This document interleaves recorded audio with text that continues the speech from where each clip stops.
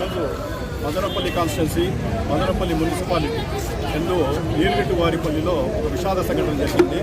ఋషికప్రియ 7 సంవత్సరాల బాలిక స్థానిక గోపీనాథ్ అనే అతను వచ్చి ఇక చేనేత కార్మికుడుగా పనిచేస్తున్నాడు.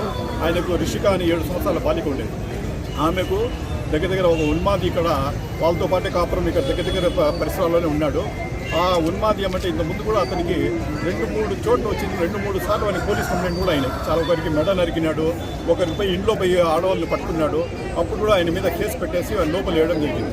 అతన్ని ఒకటే ఛాలెంజ్ చేస్తున్నాడు, ఏమంటే నాకు ఎవరు పట్టుకున్నా మళ్ళా 2 నెలల్లో వస్తా, మళ్ళీ మీ పని చూస్తా అనే టైప్లో అతను ఛాలెంజ్ చేసే వ్యక్తి అతను. అదే తరహాలో ఇక్కడికి వచ్చి ఉన్నాడు. ఆ బాలిక ఒంటరిగా ఉండే చూసేసి ఆమెను తీసుకుని పోయేసి ఆమెను చంపేసి డ్రమ్లో వేసేసి బంధించినాడు. లాస్ట్కు ఏదో చాలా ఆపాప అదృష్టం అయిపోయింది, ఇవ్వలేదని చెప్పి వీళ్ళంతా వెతికిన తర్వాత డాగ్ స్క్వాడ్ నుంచి పోలీస్ డిపార్ట్మెంట్ చూస్తే వాళ్ళ ఇంట్లోనే ఒక డ్రమ్ములో ఆ బాడీ దొరికింది.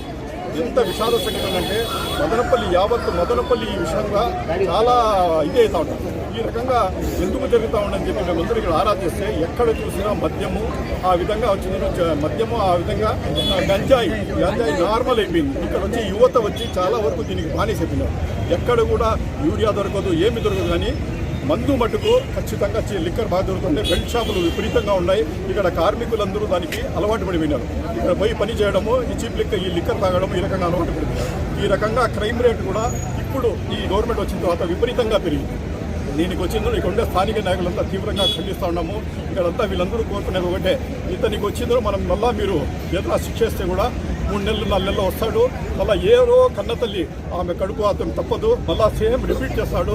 అదేవిధంగా అన్నీ జరిగిపోతాయి. కాబట్టి వాళ్ళందరూ కోరుకునేది ఏమంటే ఈ రకంగా మన దేశంలో కూడా ఇది ఉంటే ఖచ్చితంగా ఇట్లా వాళ్లకు విపరీతమైన విచ్చలవిడి అఘాయితానికి పాల్పడతారు. కాబట్టి వీళ్ళందరూ కోరుకునేది ఒకటే, మన చట్టాల్లోనే ఒక సవరణ తీపిచ్చేసి వేరే కంట్రీస్లో ఉండేటట్టు ఇట్లా వాళ్ళు ఎవరన్నా చేసినంటే అక్కడికక్కడే మధ్య బజార్లో ఆయన ఉరి వేసి చంపితే వేరే వాళ్ళకి ఇట్లా చేయకుండా ఇట్లా ఇన్సిడెంట్ పునరావృతం కాకుండా ఉంటాయి. ఖచ్చితంగా దీని మీద యాక్షన్ తీసుకోవాలా, మన చట్టాలను మార్చే అవకాశం ఉంది.